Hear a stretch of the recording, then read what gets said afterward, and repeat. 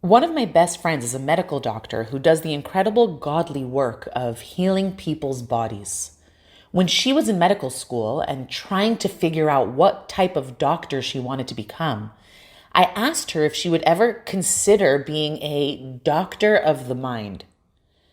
She responded with, "I don't know that I have it in me to deal with a world so foreign and complex."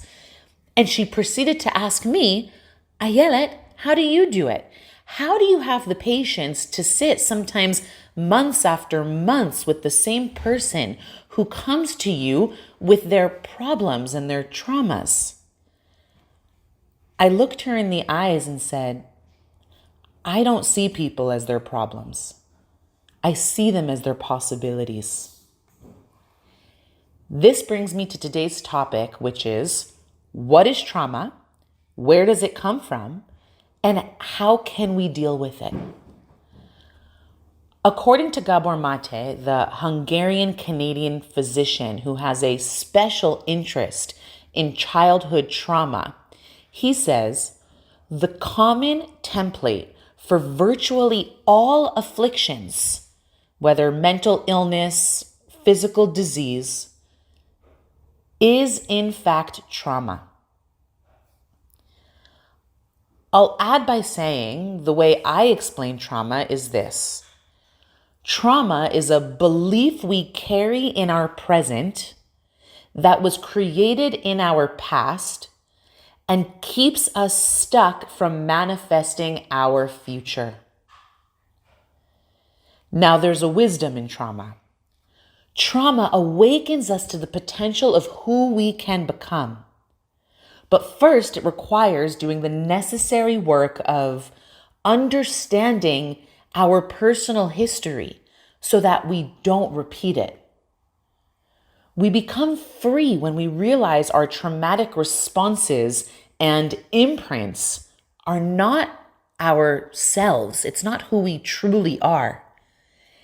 And we can work through them and thus become our true selves, our godly selves, our higher selves. Know that trauma is not the bad things that happen to you, but what happens inside you as a result of what happens to you. Trauma is the story or imprint that is created as a result of a past shocking experience. In other words, when an experience from your past is so shocking to your nervous system, a part of you gets locked into that experience forever. And any future experience that follows the initial trauma that even remotely reminds you of or brings up that memory from the past will result in a triggered response and hence send you right into fight or flight mode. For example, I remember being a little girl and having a huge fear of needles. I hated going to the doctor. I used to think that bribing or negotiating with the doctor would exempt me from needing to get a shot. And it all started when I was around 4 or 5 years old and I needed to get a shot. My mom was with me at the doctor's office, but she had to take an important call at the same moment that the nurse came in to give me my shot. My mom had no idea that the nurse was ready to go. And while on her call in the waiting room, the nurse took it upon herself to go ahead and administer my injection. All I could think about in that moment was, I want my mommy. I felt alone and scared, and I created a subconscious story in that moment that the world is not a safe place.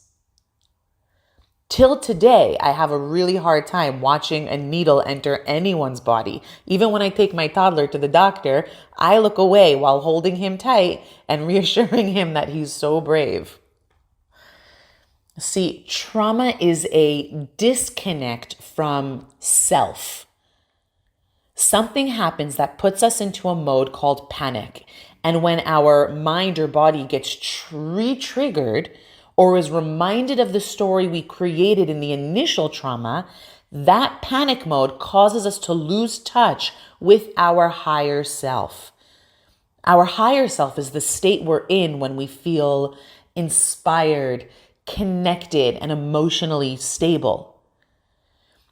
And when it's too painful being with ourself, we turn to external distractions such as drugs or alcohol, shopping, pornography, anything that'll momentarily take us away from the internal pain we're experiencing.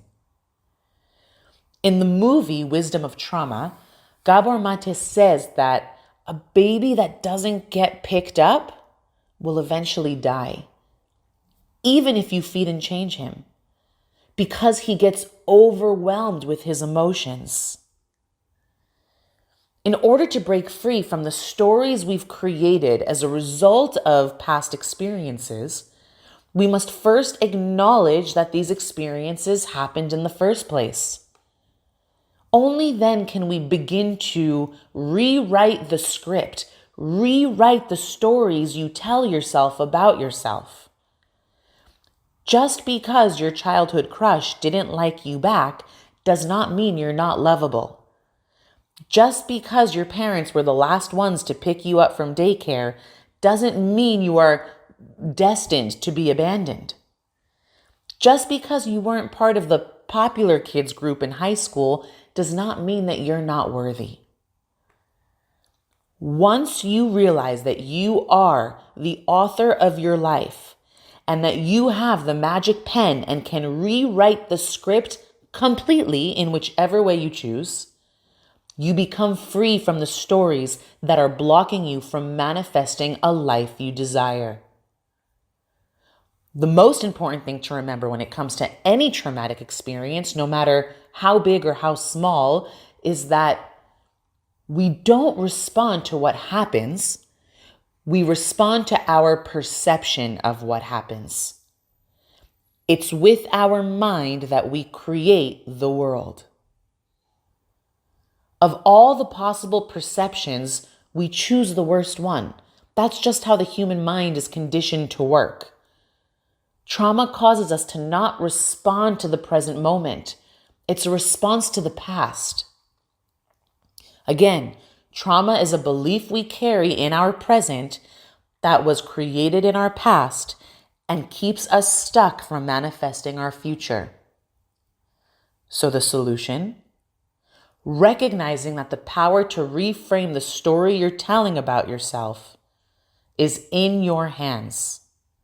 So long as you allow the past experience to dictate how you feel and respond to current day situations, the power is in the hands of others and you will always remain a victim. But knowing that the world is created in your mind and you have the magic wand, the ability to change your story, that is your green card to emotional freedom. Just because my mom took a call in the other room at the same moment the nurse administered my shot does not mean that the world is not a safe place. The two events are completely disconnected and unrelated. But the mind comes up with assumptions and interpretations that are based on nothing related to what actually happened. It's important to remember that our world is both spectacularly beautiful as it is impossibly broken. And that brokenness can build great resilience. There is a purposeful pattern to trauma. It starts with the acquisition of trauma, then a journey of healing through being seen and loved, and then a renewed ability to rise and enrich others through our ability to relate to their pain. Now, this is obviously the ideal script, and we know life is much more complex, but the Torah gives us a compassionate model for dealing with brokenness. When Moses descends Har Sinai and witnesses the traumatic event known as the sin of the golden calf, he breaks the tablets that God had just given to him. Like our traumas, God never tells Moses to glue the broken pieces of the tablets back together and pretend like nothing happened. Nor does God say to throw them out and never think of them again.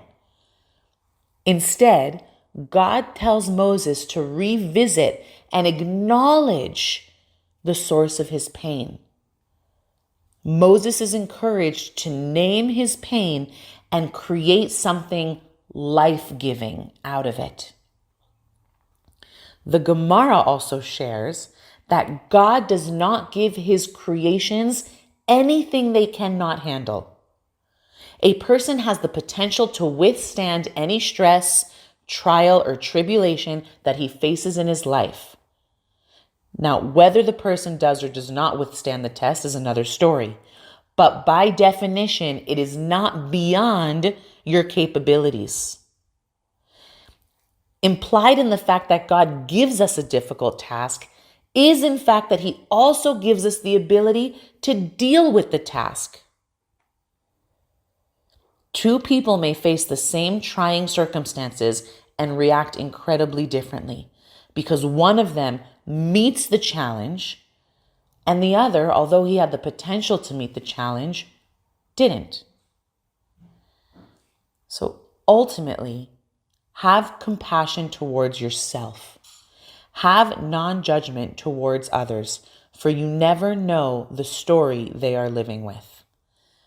We, as people of the world, as healers, teachers, parents, we need to see the human in front of us and not the problem. Sharing is caring, so if you liked what you heard, pay it forward. Share this with a friend. And as always, happy manifesting. Happy manifesting.